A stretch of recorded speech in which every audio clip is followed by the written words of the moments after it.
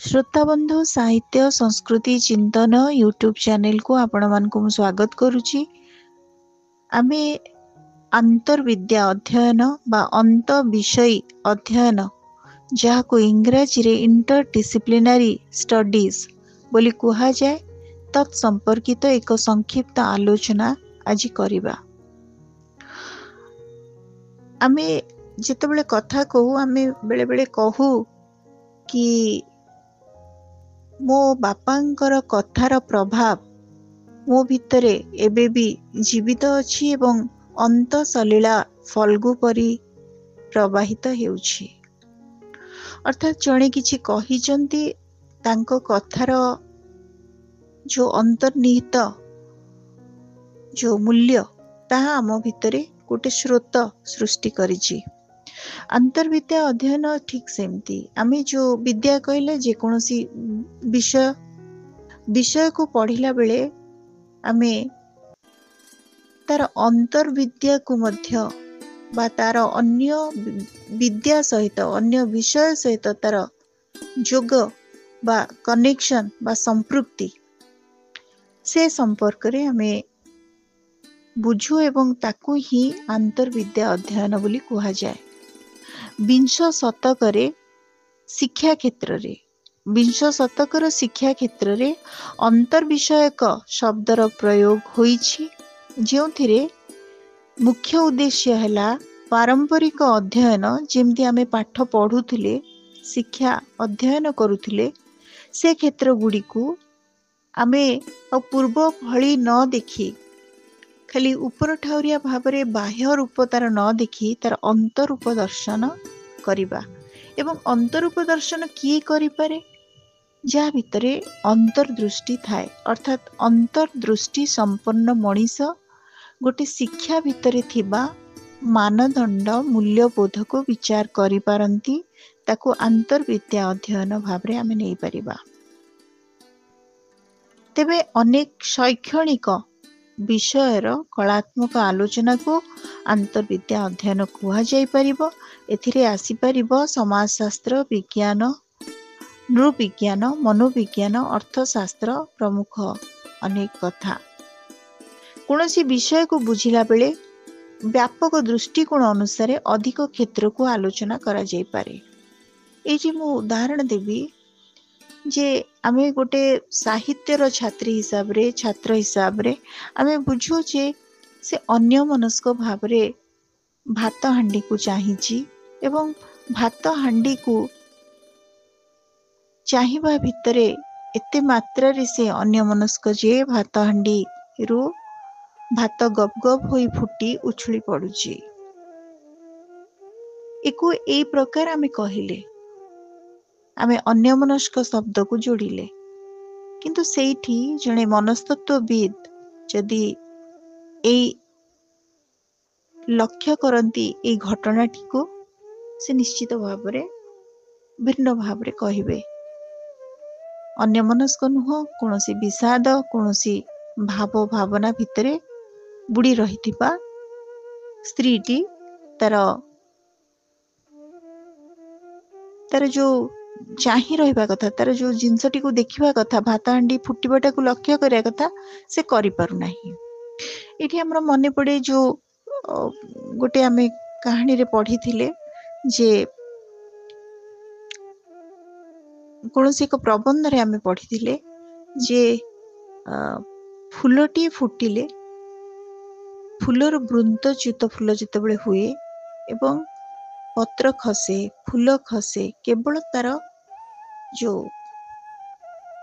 छोट गंठीटी रही थाए पत्र झड़ा दे थाए फूलर पाखुडारू फूल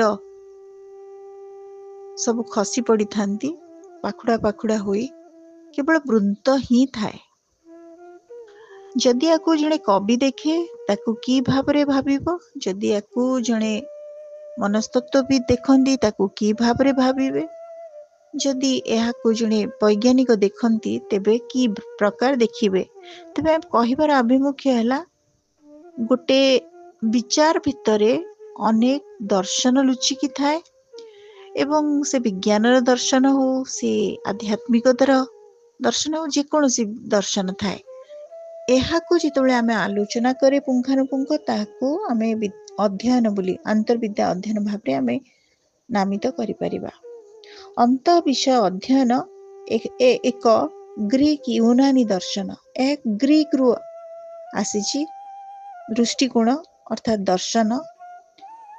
जूली थॉम्सन क्लेन जणे आलोचक से तांको मतरे उपलब्धिर चेरटी अनेक विचार रे निहित थाए जहा आधुनिक प्रवचन माध्यम रे प्रतिध्वनित हुए अर्थात आमे कहि दिए यह एक एकीकृत विज्ञान सामान्य ज्ञान संश्लेषण एवं ज्ञानर एकीकरणर विचार। बहुत गुड़े ज्ञान को जितेबाला गच्छित करी गोटे बिंदु रे एकीभूत करा जाए ताहा ही हे जाए अंतविद्या अध्ययन। जाइल्स गन अन्यतम आलोचक तांको मतरे निजर अंत को बुझिबा ओ अधिक जानि परिबार जो जानि परिबा निमंते अन्य क्षेत्र रु आमे जो तत्व निये ताही होची प्रकृति रे अंतविद्या। एठी जो कथाटी से कहले प्रथमे तो आमे निजको मध्य मनीष निजको मध्य बुझी पारे नाही।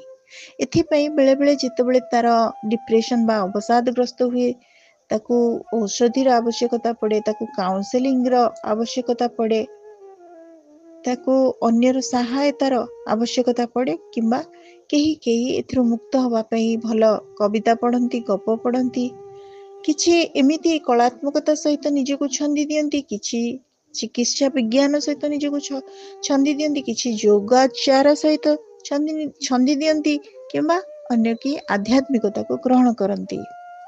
तेणु प्रथमे निज अंत को बुझिबा अधिक जानि परिबा निमंते अन्य क्षेत्र तत्व नबा ही अंतविद्या अध्ययन। जेकोसी व्यापक मानवतावादी विचार रे अंतर्विद्या अध्ययन सामिल करा जाए।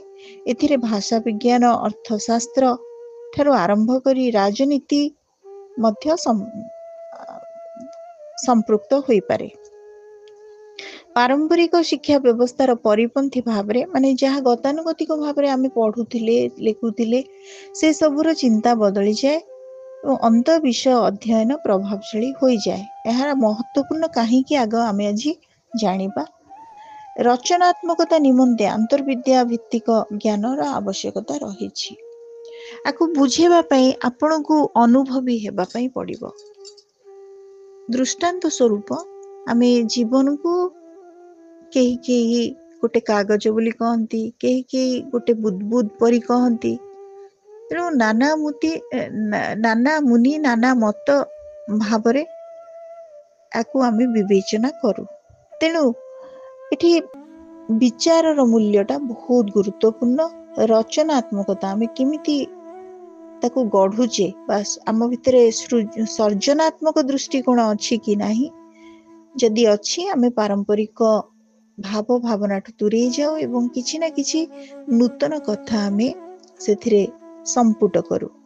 एथिरे गवेषणा आसी जाए स्वतःस्फूर्त भावरे। गवेषणा सहित पारंपरिक विषय मध्य एथिरे आलोचना हुए। अनेक बौद्धिक सामाजिक एवं व्यावहारिक समस्या निमंते अंत विषयक दृष्टिकोण अपरिहार्य हो जाए।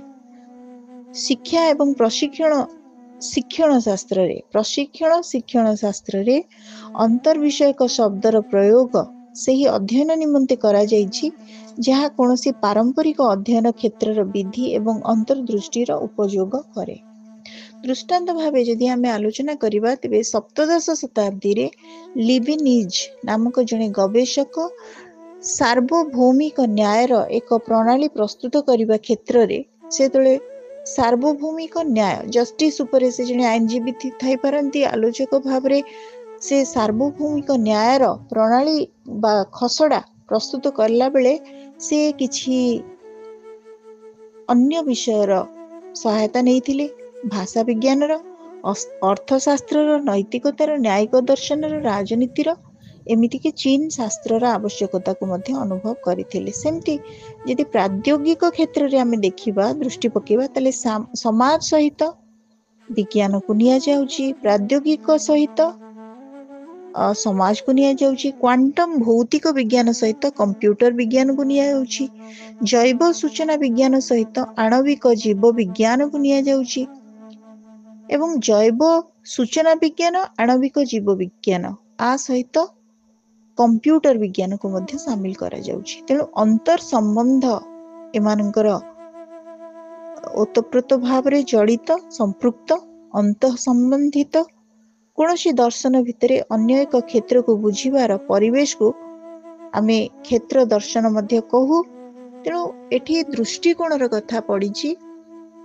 विज्ञान आमको विशेष ज्ञान दिए एवं से अनुसार आमे मनस्तत्व को बुझे, सोशियोलॉजी अर्थात समाज विज्ञान को बुझे, आमे बुझे राजनीति विज्ञान को, आमे बुझे अध्यात्म विज्ञान को, आमे योगाचार को बुझे।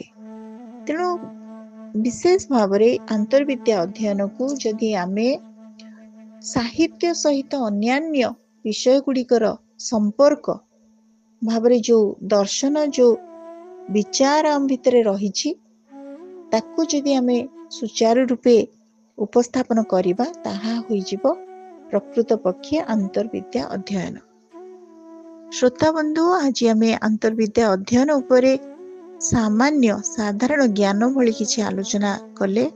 आज ऑडियोटी आपण मानकु केमती लागिला, आपण मानकर मतामत अपेक्षा रे रहुछि। धन्यवाद।